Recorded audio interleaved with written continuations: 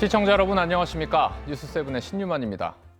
삼성전자의 노조 총파업이 나흘 앞으로 다가온 가운데 김민석 국무총리가 대국민 담화에서 강제로 파업을 중단시킬 수 있는 긴급 조정권을 직접 언급했습니다.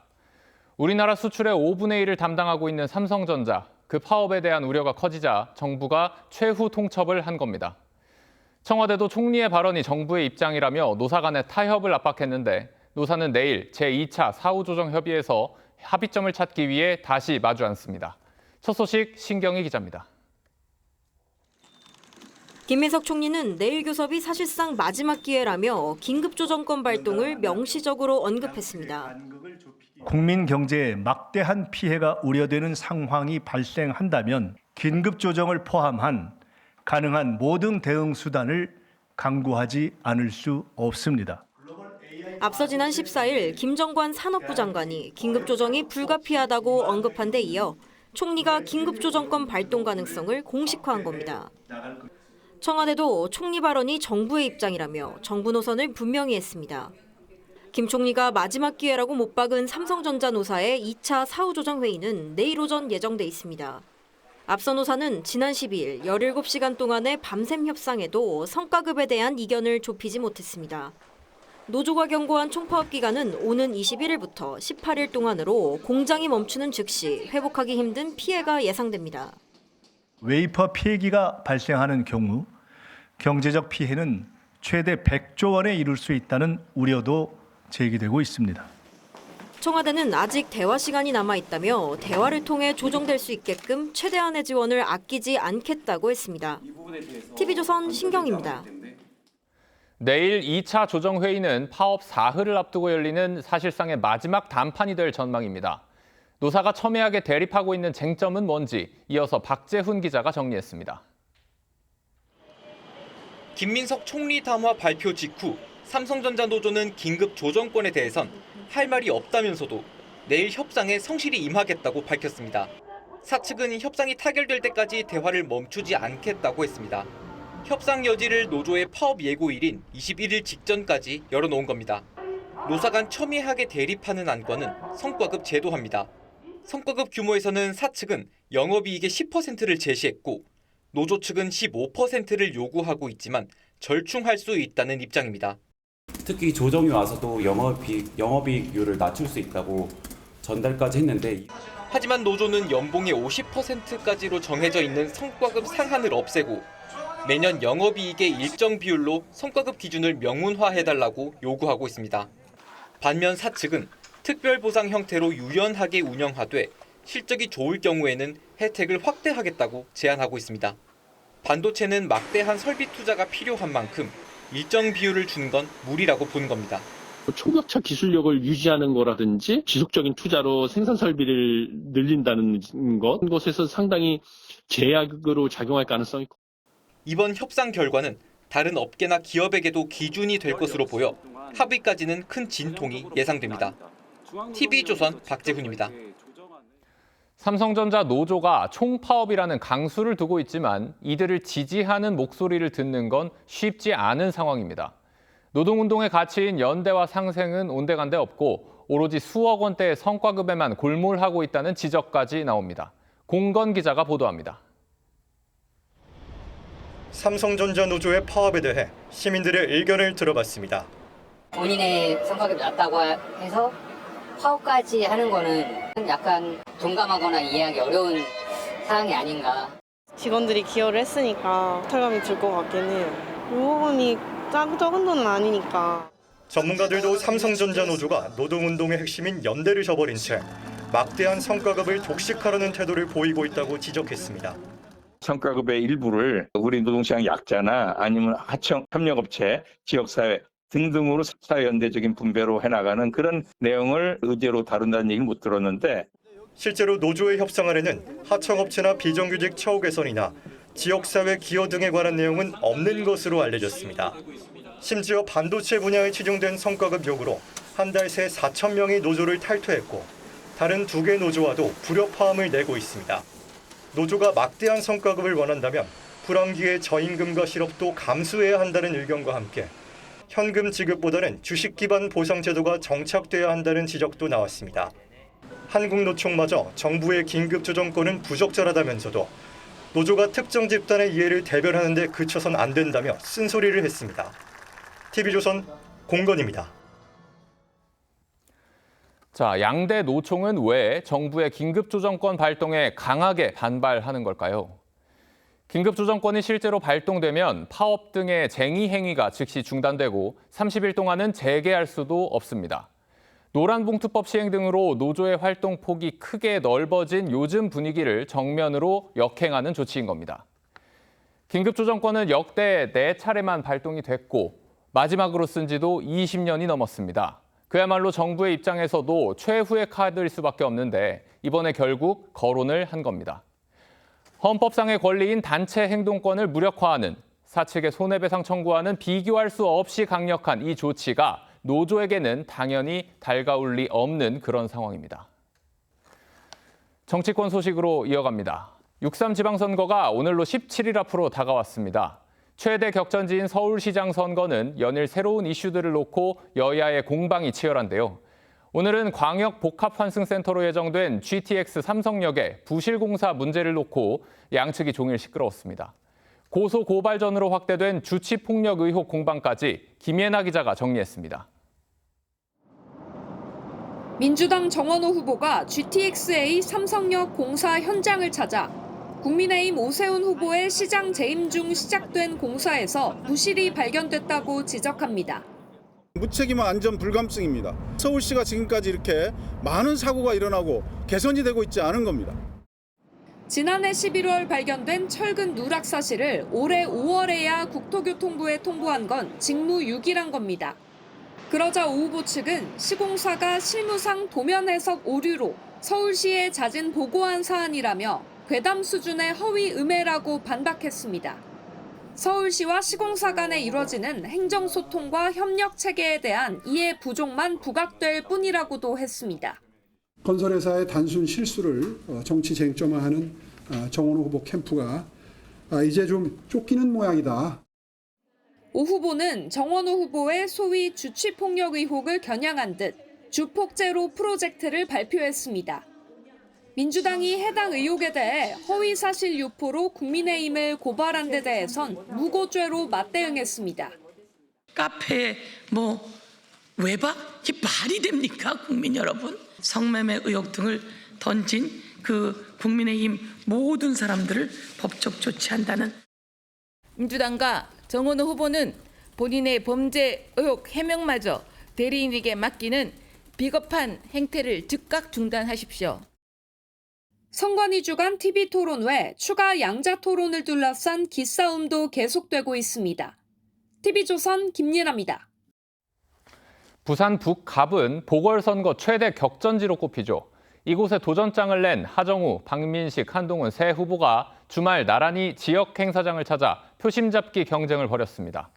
내일 투표용지 인쇄 시작을 앞두고 사실상 단일화 가능성이 낮아진 박민식, 한동훈 후보는 각자의 유세에 집중하는 한편 서로를 겨냥한 신경전도 이어갔습니다. 송무빈 기자가 취재했습니다.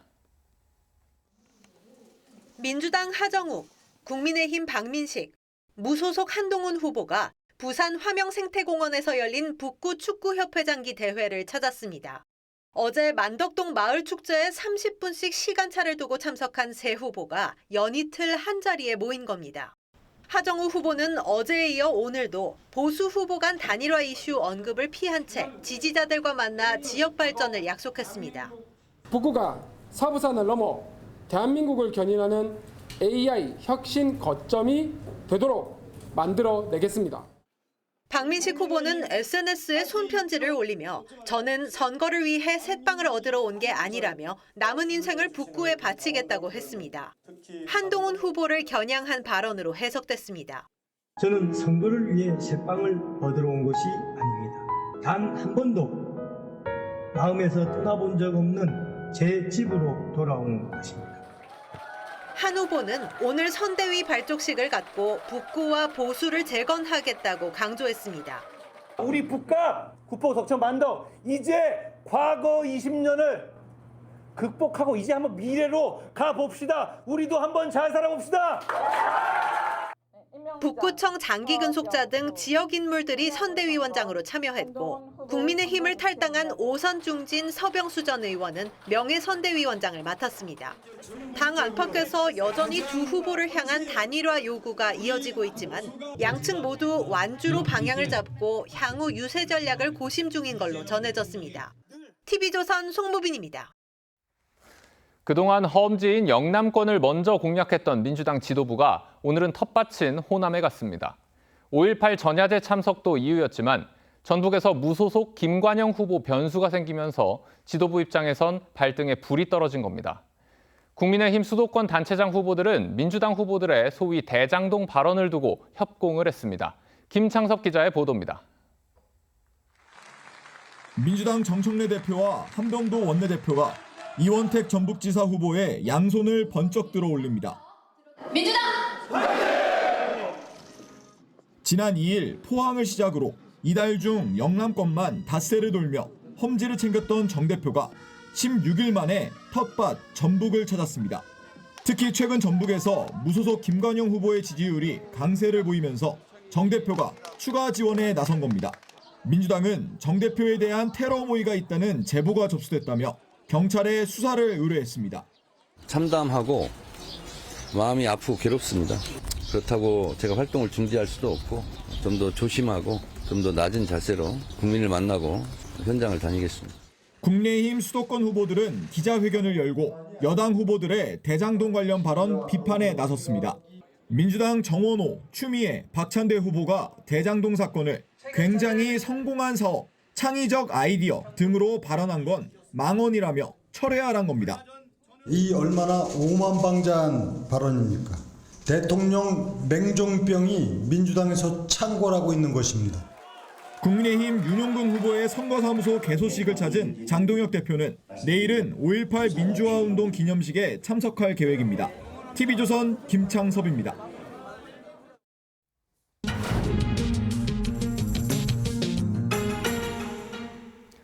오는 21일 목요일부터 공식 선거운동이 시작됩니다. 곧 거리마다 후보들의 유세 소리가 울려 퍼지고 현수막도 곳곳에 걸릴 겁니다. 선거를 보름여 앞두고 민심이 어디를 향하고 있는지 정치부 한송원 기자와 자세히 이야기 나눠보겠습니다. 자, 한 기자, 보통 선거가 다가올수록 마음을 정했다는 유권자는 늘고 부동층은 좀 줄어드는 게 일반적인 것 같은데 이번에도 실제 지표로 그런 게 확인이 됩니까?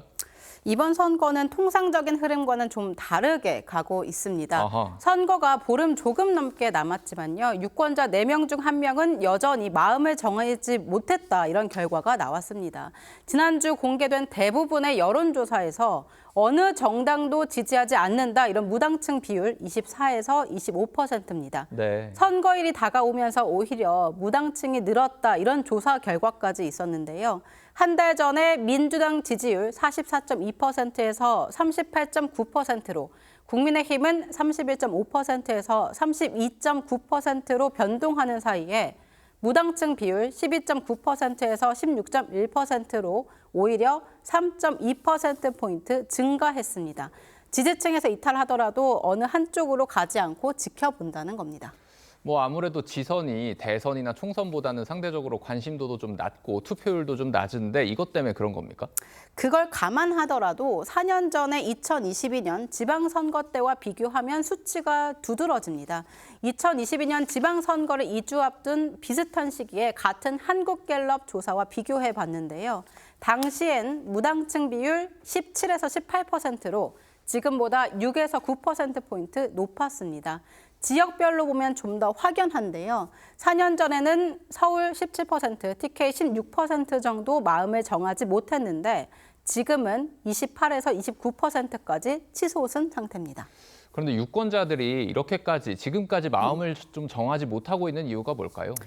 여야 모두 지역 공약보다는 서로를 향한 네거티브 공세에 집중하는 모습, 이 모습이 무당층을 흡수하지 못하는 가장 큰 원인으로 지목되고 있습니다. 네. 여론조사에서 20대는 청년 일자리, 30에서 60대는 부동산 문제를 후보를 택할 때 영향을 받는 가장 중요한 정책 과제로 뽑았습니다. 이와 함께 계엄 사태 이후에 최근 정치 지형을 보면 거대 양당 대립이 과거 어느 때보다 극단화됐다 이런 평가도 있습니다. 민주당이나 국민의힘 모두 지지층만 결집시키는 진영 싸움이 반복되다 보니까 대거 유보층으로 돌아서는 형국이 됐다는 겁니다. 다른 얘기도 해보죠. 지난주에 정원호 후보의 술자리 폭행 관련 의혹이 시끄러웠는데 민주당의 주장에 대해서 야당에서는 이 내로남불이라고 맞받아치는 그런 그림인 것 같습니다. 네, 지난주 정원호 후보 31년 전 판결문을 봐달라 이렇게 말을 했습니다. 네. 성평등위 소속 민주당 의원들도 야당이 근거로 제시한 구의회 속기록 등은 짜깁기고 법원의 판결문이 가장 공신력이 있다 이렇게 말했습니다. 대한민국 공식 법원의 판결문보다 위에 있다고는 생각하지 않습니다. 그래서 판결문이 가장 권위 있는 것이고 신뢰성이 있는 거죠. 법적 조치한다는 말씀을 드리고요. 이 판결문에 다 나와 있습니다. 그런데 서영교 의원을 포함해서 판결문의 공신력을 강조한 민주당 의원들 일부 얼마 전까지 조작기소 사건 국정조사 특위에서 활동했습니다.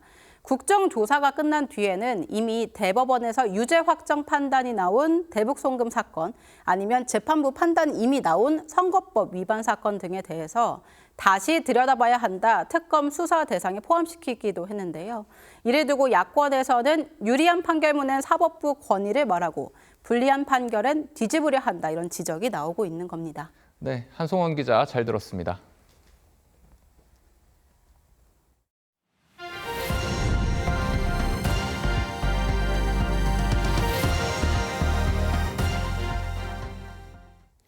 이란 앞바다를 감시하던 세계 최대 항공모함 포드호가 326일 만에 미국으로 귀향했습니다.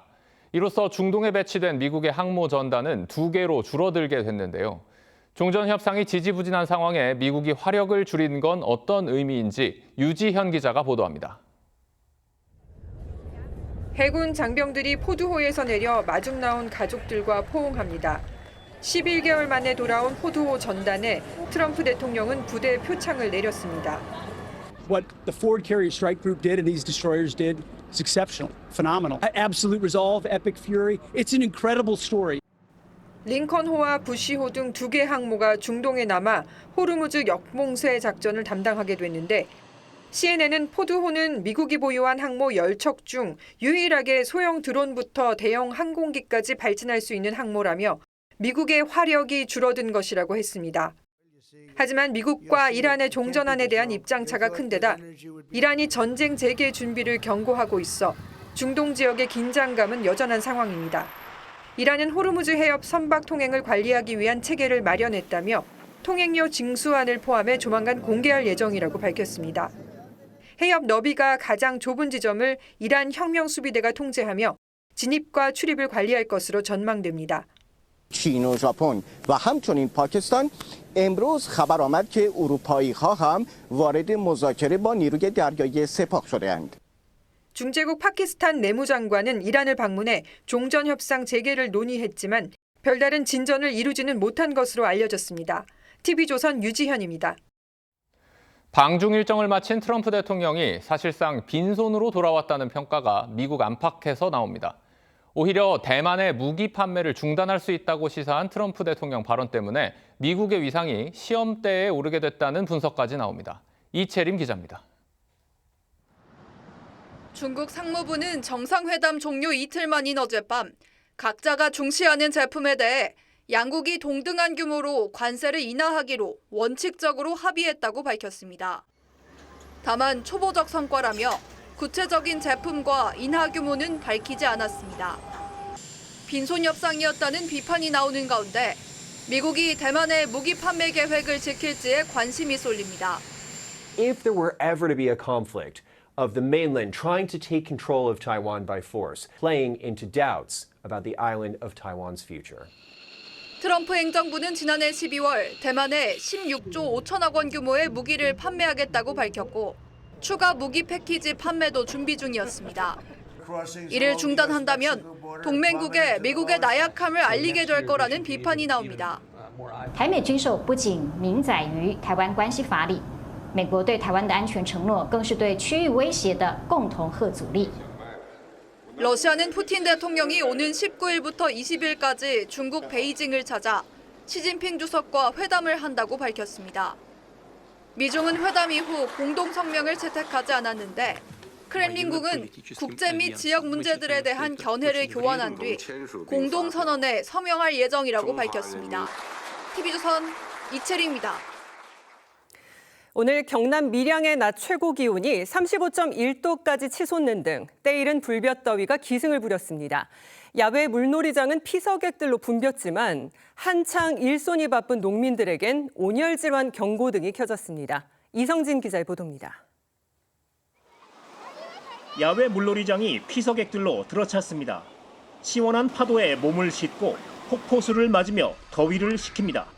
오늘 정말 더운데 물벼락 맞으니까 정말 시원합니다. 농번기를 맞은 농민에겐 이른 땡볕 더위가 야속하기만 합니다. 그늘 한 점 없는 밭에서 모종을 나르던 부부도 땀을 식혀가며 고된 손길을 이어갑니다. 지금은 엄청 덥지요. 예, 그걸 어떻게 참고 해야지, 저기 살락하면. 바깥보다 기온이 높은 비닐하우스 농가는 더 힘겹습니다. 햇볕을 차단하는 차광막을 설치했지만 비닐하우스 안의 온도는 정오를 갓 넘긴 시각 35도를 웃돌고 있습니다. 긴 소매를 껴입어 열기를 막아보지만 차오르는 열기를 견디기엔 역부족입니다. 5월 말쯤 되면 40도 이상 올라가기 때문에 안에서는 작업하는 것은 불가능해요. 온열 질환 감시를 시작한 지난 15일 서울에서 80대 남성이 숨지는 등 이틀 새 전국에서 온열 질환자 26명이 발생했습니다. 온열 질환을 예방하려면 물을 자주 마시고 양산과 모자로 햇볕을 가려야 합니다. 볕이 강한 낮 시간대에는 야외 작업을 멈추고 수시로 기온과 폭염특보를 확인해야 한다고 질병관리청은 당부했습니다. TV조선 이성진입니다. 5.18 민주화운동 46주기를 하루 앞두고 오늘 광주에서는 추모식과 전야제가 열렸습니다.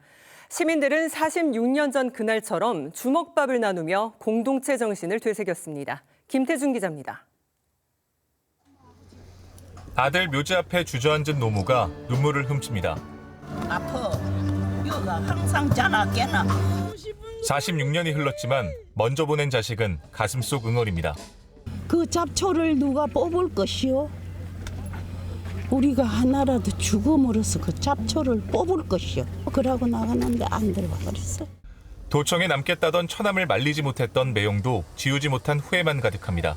자기가 집에 갈 수 없다고 끝까지 남아야 되겠다고 그때 데리고 왔으면 하는 그런 후회가 많이 남아 있고요. 유족회가 주관한 5.18 민주화운동 46주기 추모식엔 유가족과 시민 등 500여 명이 참석했습니다. 이 기행을 통해서 제가 이렇게 자유롭게 살아가는 삶에 대해서 감사함을 느끼는 것 같습니다. 추모 행렬은 옛 전남도청 앞 금남로로 이어졌습니다. 주먹밥을 나누며 그날의 위로도 되새겼습니다. 여기 나와 있던 모든 분들은 배고픈 사람들은 다 주고 그랬어요. 그러면 공수부대도 또 우리 새끼니까 어머님들이 우리 새끼니까 김치고 뭐이고 밥이고 다 줬어요. 내일 본 기념식은 2020년에 이어 두 번째로 옛 전남도청 앞 민주광장에서 열립니다.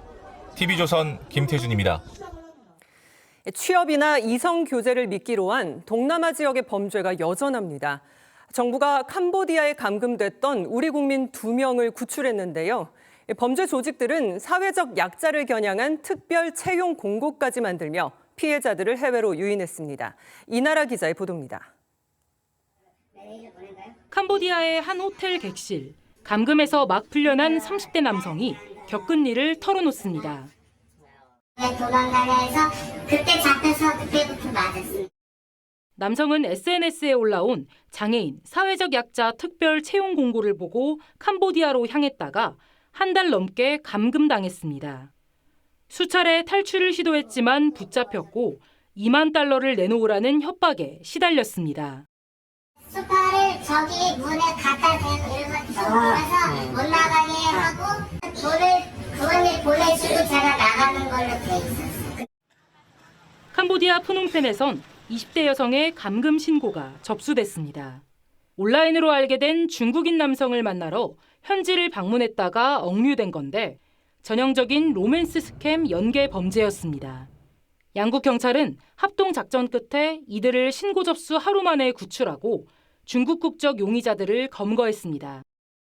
구글 맵상에서 표시된 위치 주변에 고층 빌딩을 모두 CCTV를 확인하는 과정을 통해서 감금된 장소를 특정하였습니다. 캄보디아 내 한국인 대상 범죄 피해 신고는 2021년 4건에서 지난해 8월 기준 330건으로 급증세를 보이고 있습니다. 이 가운데 100여 건은 여전히 미해결 상태입니다. TV조선 이나라입니다. 대북 송금 사건을 수사한 박상용 검사에 대한 정직 2개월 징계 청구를 놓고 검찰 내부는 연일 술렁이는 모습입니다. 피조사자에게 음식을 준 것이 징계 사유가 되느냐는 비판과 함께 정당 행사 참석은 다른 검사장급 인사도 했던 일이라며 감찰 잣대의 형평성 논란도 일고 있습니다. 이광희 기자의 보도입니다. 공봉숙 서울고검 검사가 페이스북에 올린 글입니다. 인천지검이 국민의힘 청문회에 참석한 박상용 검사를 추가 감찰하는 걸 놓고 임은정 서울 동부지검장의 사례를 들어 형평성 문제를 제기했습니다. 지난해 임 검사장은 조국혁신당 의원 등이 주최한 공청회에 나가 정성호 법무부 장관을 향해 이른바 검찰개혁 오적에게 장악됐다고 비판했습니다. 법무부조차도 지금 검찰이 다 장악돼 있는 상태인 건 알지 않습니까? 당시 정 장관은 임 검사장의 발언이 부적절하다며 공개 경고에 그친 바 있습니다. 자기의 직속 상관 그리고 대통령까지도 비난하는 이런 모습이 과연 맞습니까? 적절해 보이지 않습니다. 공 검사는 두 사례 모두 정치적이며 박 검사의 사례가 집권 여당과 대통령의 심기를 건드린 차이밖엔 없어 보인다고 꼬집었습니다. 검찰 내부에선 피조사자에게 음식물 등을 준 게 징계 사유냐는 비판도 제기됩니다. 이번에 징계 사유를 이제 언론에서 접하고 검사들이 지금 다들 멘붕입니다. 피조사자들한테 커피, 간식 이런 거 한 번씩 건네보지 않은 검사들 없을 거예요. 박영진 검사장은 수사관 등 검찰 구성원들이 자괴감이 올 것이라며 중징계 사유에 해당하는지 극히 의문이라고 했습니다. TV조선 이광입니다. 사흘 전 여고생 살해범 장윤기의 신상 정보가 공개됐죠. 지난 8일에 공개 결정이 내려지고도 닷새가 더 걸린 건데 본인이 공개를 거부하면 개시 시점을 미루는 유예 기간 때문입니다. 문제는 이 유예 기간 동안 사적 제재와 2차 피해가 속출을 해서 누구를 위한 규정이냐는 논란이 일고 있는데 차순우 기자가 신상 공개 유예 조항에 오늘의 포커스를 맞춰봤습니다.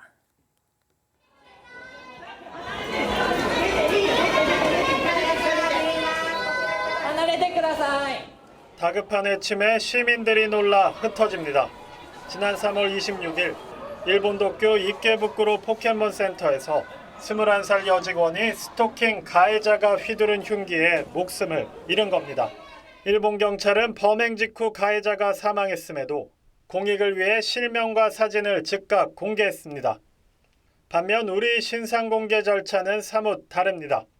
여고생 살해범 장윤기, 지난 8일 신상 공개가 결정됐지만 실제 얼굴이 드러나기까진 닷새가 더 걸렸습니다. 뭐가 죄송해요? 씻을 수 없는 죄를 지어서 죄송합니다. 지금 심정이 어떠십니까? 죄송합니다. 피의자가 거부할 경우 최소 5일의 유예 기간을 두도록 한 신상공개법 규정 때문입니다. 문제는 이 유예 기간 동안 사적 제재와 2차 피해가 집중된다는 겁니다. 실제로 SNS상에선 경찰 발표 전부터 여고생 살해범 장윤기 신상털이가 무분별하게 진행되면서 주변인까지 표적이 됐습니다. 이러한 문제같이 명백하게 범죄자와 피해자가 나눠져 있는 경우에는 더더욱 유예 기간 없이 빨리 공개를 해야 된다고 생각하는 편입니다. 가장 좋은 것은 심의위원회에서 자신을 변론하는 거죠. 이미 결정해놓고 며칠 더 유예한다고 그것이 방어되는 게 뭐가 있어요? 하지만 신중론도 적지 않습니다. 낙인 효과 등 부작용도 만만치 않기 때문 피해자의 방어권을 보장하는 측면과 함께 또 수사기관의 어떤 판단상의 오류, 절차상의 하자를 바로잡을 수 있는 피의자의 방어권과 국민의 알 권리 사이에서 접점을 찾지 못하는 사이 제도의 실효성을 둘러싼 논란은 계속되고 있습니다. TV조선 차순우입니다. 다주택자 세금 규제로 한동안 눌려있던 서울 강남구 아파트값마저 오르면서 서울 전역의 집값이 다시 들썩이고 있습니다. 전 월세난마저 겹친 탓에 매매와 전세, 월세 모두 가파르게 오르는 트리플 강세가 시작됐다는 우려가 나오는데요. 서영일 기자가 보도합니다. 서울 강남구의 대표 재건축 단지. 지난해 100억 원대였던 전용 170제곱미터가 양도세 중과 방침 발표 이후 지난달까지 15억 원 정도 빠진 가격에 거래됐습니다. 하지만 다주택자 급매물이 소진되면서 지금은 호가가 110억 원에 올라와 있습니다. 매물 대기하고 있는 것은 연세들이 좀 많으신 분들이거든요. 그분들 이제 정리를 하실 텐데 정상 시세 아니면 안 파실 거고. 서울 강남구 집값은 이번 주 0.19% 올라 12주 만에 상승 전환했습니다. 서초와 송파, 용산에 이어 마지막 남은 강남까지 상승하면서 서울 집값은 상승폭을 키우고 있습니다. 특히 성북구, 강서구 등 15억 원 이하 아파트가 몰려있는 지역의 상승세가 거셉니다. 10명 중에서 9명이 신혼이었는데 신혼부부들이 다 집을 사셨어요. 가격이 그 전에 어느 정도 찍어줬다 보니까 내놓는 분들이 가격을 좀 높게 내놓고 있어요. 전월세 값도 가파르게 오르고 있습니다. 이번 주 전세값은 10년 6개월 만에 가장 큰 폭으로 뛰었습니다. 전월세 매물을 찾아서 이동하는 임차 수요들이 일부 매수 전환을 할 수 있기 때문에 지금과 같은 가격 상승 흐름이 일부 확산될 가능성도 존재합니다. 올해 들어 최근까지 매매와 전월세 값이 지난해보다 더 뛰는 트리플 강세 움직임을 보이고 있어 무주택자들의 불안감은 더 커지고 있습니다. TV조선 서영일입니다.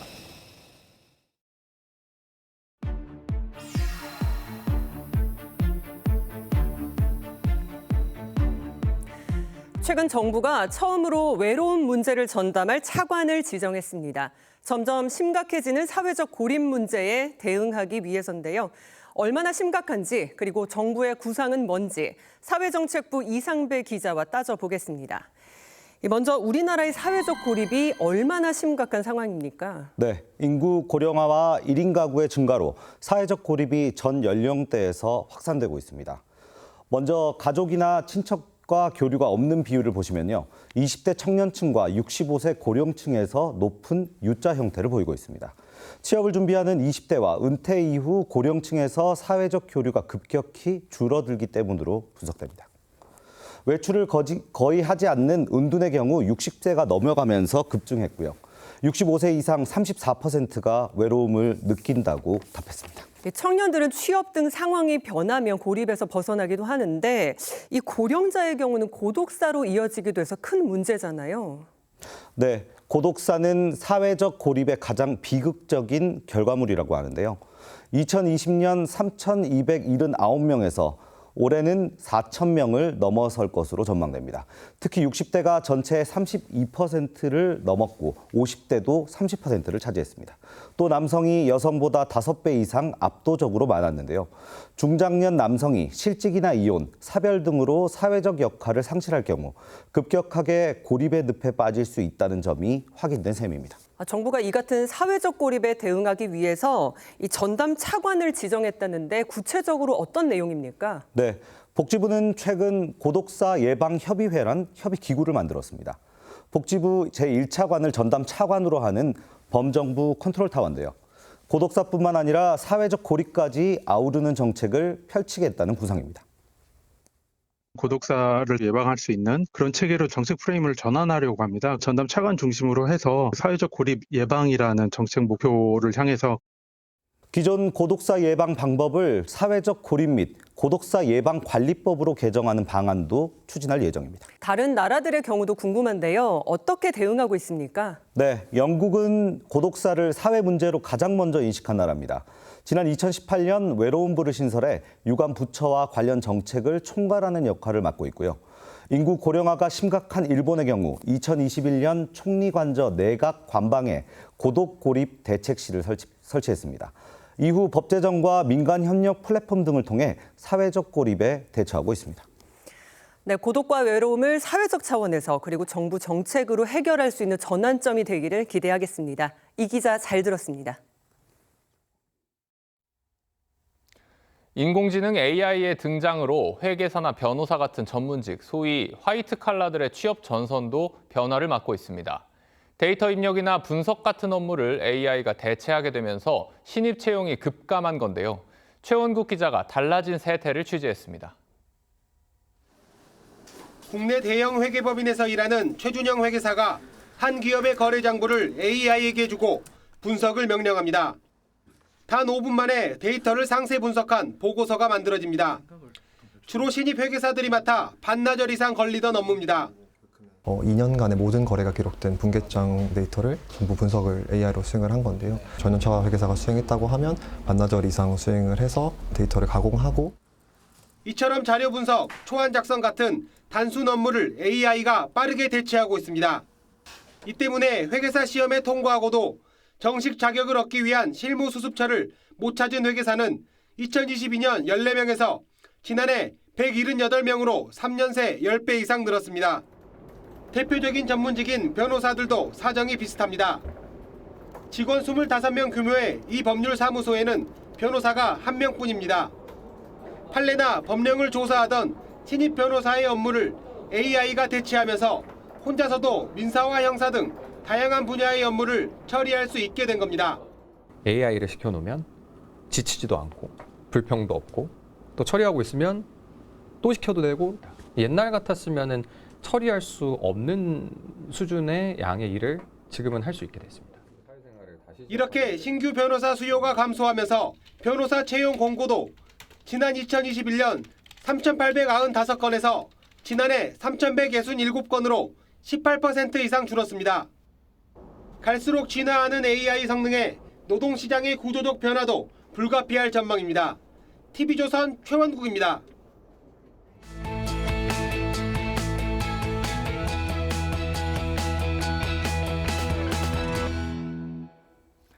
그런가 하면 음원 시장에서도 AI가 영향력을 넓혀가고 있다고 합니다. AI가 작사와 작곡을 하고 가수 못지않은 가창력까지 자랑하다 보니 음원 사이트에 올라오는 곡의 거의 절반이 AI가 만든 음악이라고 하는데요. 오늘 트렌드 리포트에선 김도형 기자가 직접 작곡을 하며 AI의 실력을 경험해봤습니다.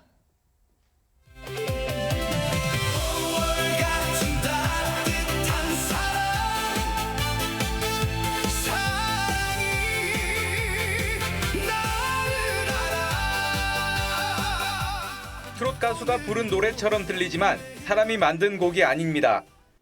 AI가 가사를 쓰고 멜로디를 붙이고 목소리까지 입혔습니다. 5월을 주제로 한 사랑 노래 가사를 AI에게 요청하고 5월 같은 따뜻한 사랑, 따뜻한 2년 가시죠. 가사를 AI 작곡 프로그램에 입력하자 트롯부터 재즈, 힙합까지 여러 장르의 곡이 순식간에 만들어집니다. 5월 끝자라 그 길 위에 우리 사랑 피어나네. 곡을 만드는 데 쓰는 시간과 돈이 엄청 줄어들어요. 전에는 3일 정도 걸렸다고 치면 근데 지금은 거의 하루 안에는 다 끝나는.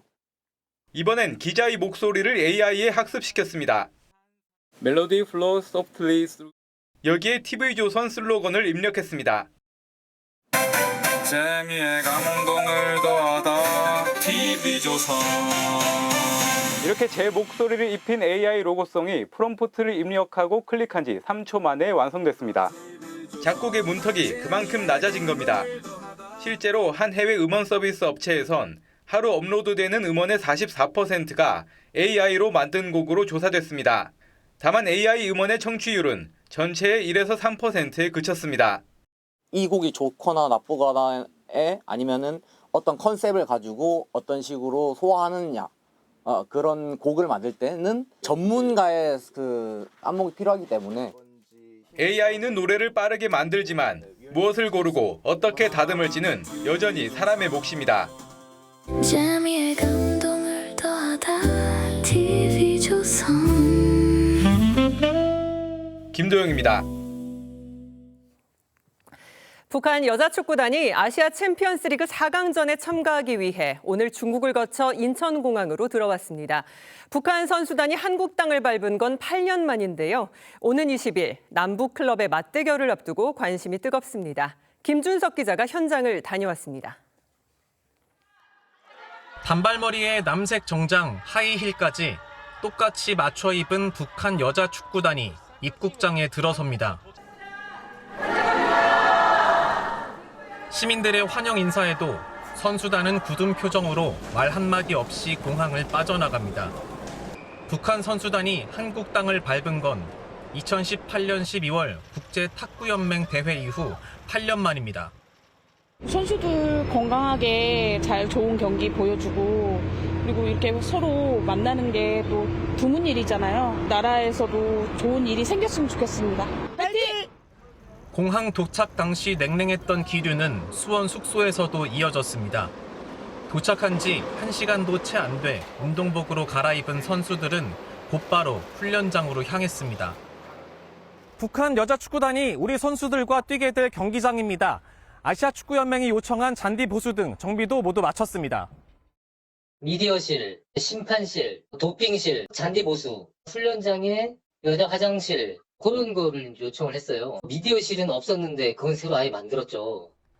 오는 20일 열릴 수원FC 위민과의 남북 클럽 맞대결은 예매 반나절 만에 7천여 석이 모두 매진됐습니다. 북한 선수단은 4강전에서 이길 경우 23일 같은 경기장에서 결승전을 치르고 지면 곧바로 돌아갈 것으로 예상됩니다. TV조선 김준석입니다. 오늘 프로야구에선 기아가 맹타를 휘두르며 삼성을 상대로 위닝 시리즈를 달성했습니다. 2년차 박재현이 5안타 기록을 세우면서 팀 승리에 크게 기여했는데요. 오스틴의 연타 석포를 앞세운 LG는 SSG의 6대4로 승리했습니다. 박소영 기자가 전합니다. 1회 초 첫 타석부터 안타와 도루로 공격의 혀를 뚫은 박재현의 활약은 경기 내내 이어졌습니다. 2년차 박재현은 프로 데뷔 후 처음으로 5안타를 기록하며 개인 한 경기 최다 안타 신기록을 썼습니다. 김도영과 나성범 등 중심 타선도 거침없이 폭발했습니다. 2회 초 김도영이 좌월 투런아치를 쏘아올리며 5대 0으로 달아났고 6회에선 나성범의 적시타와 상대의 실책, 김호령의 희생플라이가 맞물리며 12대 6으로 승기를 굳혔습니다. 삼성은 뼈아픈 패배로 리그 공동선두에서 물러났습니다. LG는 전날의 패배를 서력하며 SSG를 2승 1패로 잡았습니다. 2회 초 문정빈이 시즌 2호 투런포를 터뜨리며 분위기를 띄웠고 오스틴이 5회 초와 8회 초에 각각 좌월 3런과 좌월 솔로 홈런을 치며 SSG와 격차를 벌렸습니다. SSG도 오태곤과 기에르모 에레디아를 앞세워 반격했지만 LG의 새로운 마무리 손주영이 더 이상의 실점 없이 경기를 끝냈습니다. 두산과 롯데의 맞대결에선 두산이 롯데를 잡고 시즌 20승 고지를 밟았습니다. 팽팽하던 균형은 7회 말 두산 타선이 폭발하면서 깨졌습니다. 롯데는 무사 1-3루에서 로드리게스의 견제를 1루수 나승엽이 놓치면서 1점을 헌납했습니다. 무사 2루 상황에선 오명진의 내야 땅볼 때 한동희가 송구 실책을 범하면서 추가점을 내줬습니다. 이후 정철원이 등판했지만 정수빈과 양의지가 나란히 1타점 적시타를 쳤고 김민석이 3점 홈런을 쏘아올리면서 승부의 쐐기를 박았습니다. TV조선 박소영입니다.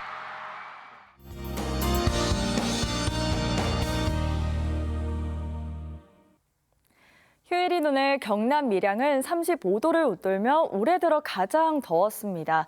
전국적으로 땡볕더위가 기승을 부리며 해수욕장은 때이른 물놀이객들로 붐볐는데요.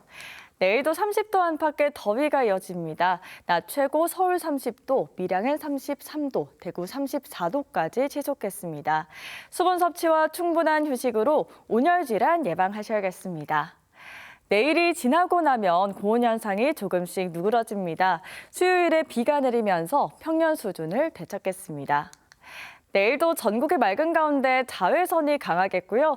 오존 농도가 높겠습니다. 장시간 야외 활동은 자제하시는 게 좋겠습니다. 내일 아침 기온은 서울이 16도로 오늘과 비슷하게 출발하겠습니다. 한낮 기온은 대전 30도, 춘천 32도, 부산 28도 보이겠습니다. 수요일부터 목요일까지 전국적으로 비가 내릴 전망입니다. 날씨였습니다. 5월 17일 일요일 뉴스7 마칩니다. 시청해주신 여러분 고맙습니다.